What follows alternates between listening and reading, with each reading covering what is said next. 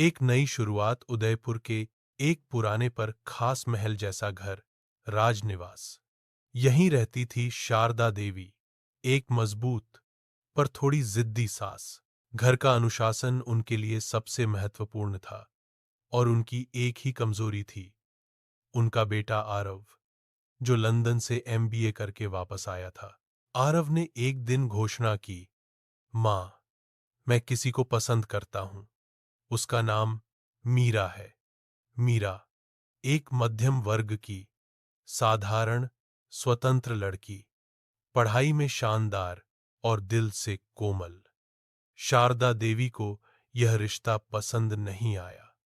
हमारी खानदानी इज्जत, हमारा स्टेटस, हमारी परंपरा, ये सब क्या होगा? शारदा ने शरारा पहने मेहमानों के बीच भी आरव को ताना दिया, पर आरव अपनी बात पर अडिग था। मीरा को मैं हर हाल में शादी करूंगा। मॉम, शादी हो गई। मीरा राजनिवास की नई बहू बन गई। घर की दहलीज पर ही छुपकर शारदा ने सोचा, मैं इसे ऐसी परीक्षा दूंगी कि यह खुद ही हार मानकर घर छोड़ दे। राजनिवास में सब कुछ एक अनुष्ठान जैसा होता था। सुबह 5 बजे मंदिर, 6 बजे चाय, 7 बजे नाश्ता और एक एक चीज अनुशासन से। मीरा, जो रात को प्रोजेक्ट बनाकर देर तक जागती थी, सुबह उठने के लिए स्ट्रगल करती थी। पहली सुबह ही शारदा की आवाज सुनाई दी, बहू रानी। राजनिवास की बहू देर तक नहीं सोती। चलो, प्रसाद बांटना है। मीरा ने हल्की सी स्माइल दी, जी मां, बस 5 मिनट। नीचे जाते ही उन्होंने मेहमानों के बीच बोला, आजकल की बहू को जरा सी नींद ज्यादा आ जाए तो यह समझो घर का सिस्टम ही बिगड़ गया। मीरा ने चुपचाप बर्दाश्त किया। मीरा जॉब करती थी। घर की जिम्मेदारी और ऑफिस दोनों मैनेज करना मुश्किल हो रहा था, पर शारदा को यह मंजूर नहीं था। राजनिवास की बहू जॉब करे, घर का ध्यान कौन रखेगा? रोज नए ताने, रोज नए काम। एक दिन शारदा ने मीरा को 4 घंटे का काम सिर्फ 1 घंटे में पूरा करने को दे दिया। आरव ने देखकर पूछा, मां, यह सब जरूरी है? शारदा ने हाथ जोड़ने का नाटक किया, हमारे घर की परंपरा तुम नहीं समझोगे बेटा। आरव चुप, मीरा मजबूर। रात को मीरा रो पड़ी, मुझसे नहीं होगा आरव, मैं थक गई हूं। आरव समझाने की कोशिश करता, पर मां के सामने कभी बोल नहीं पाता। इस बीच एक ही इंसान था जो मीरा का साथ देता, घर की सबसे बुद्धि काम वाली चंपा काकी। कुछ मत बोलो बहुरानी, एक दिन सब ठीक होगा। सच कब तक छुपा रहेगा? 2 हफ्ते बाद राजनिवास में एक बड़ा जागरण था। सब लोग व्यस्त, शारदा देवी तो अल्ट्रा स्ट्रेस मोड में थी। मीरा ने मैनेज करने की कोशिश की, पर गलती से एक महंगा दिया स्टैंड टूट गया। शारदा चिल्लाई, तुमसे एक काम भी ठीक नहीं होता। किस मुंह से इस घर की बहू कहलाती हो? मेहमान सीधे मीरा को देखने लगे।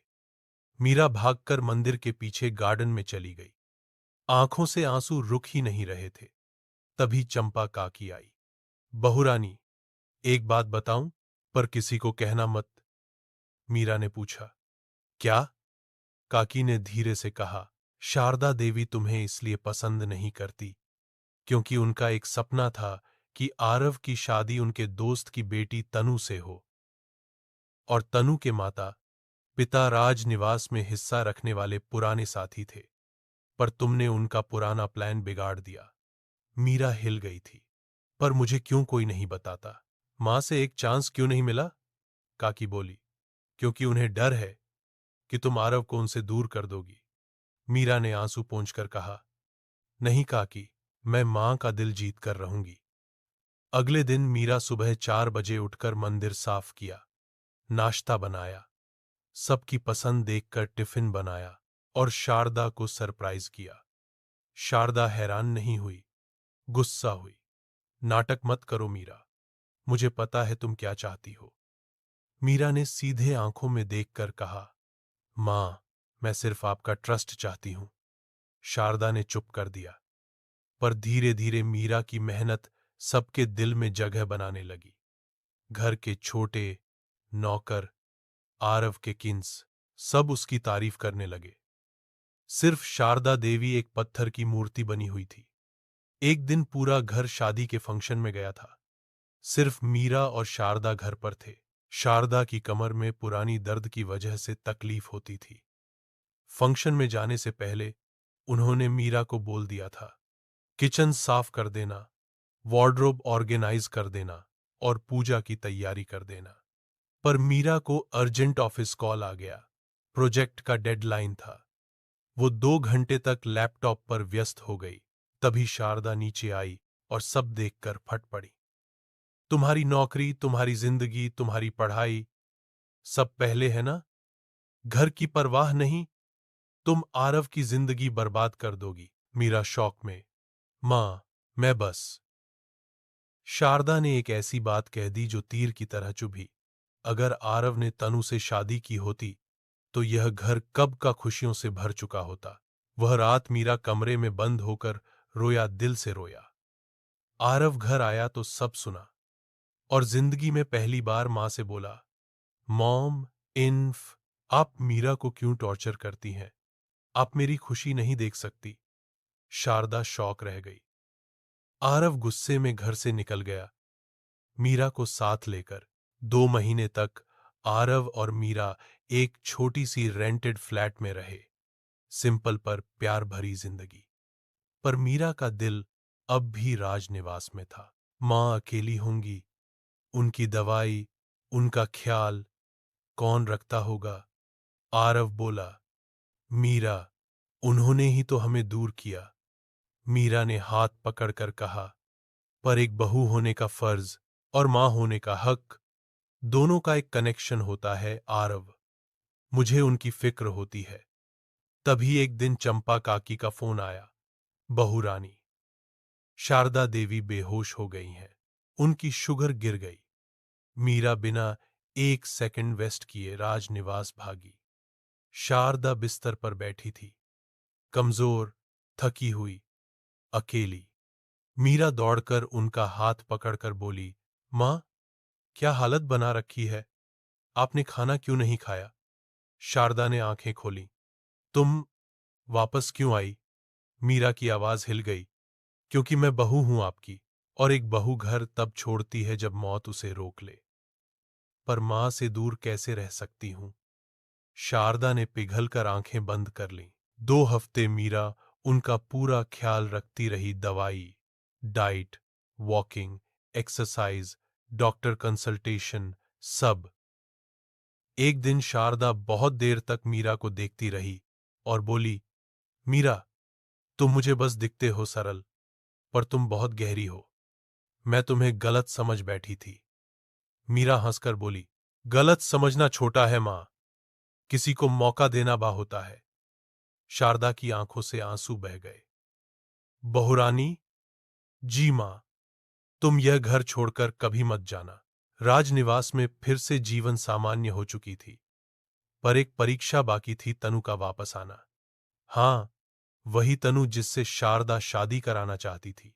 तनु विदेश से वापस आई और सीधा शारदा से मिली।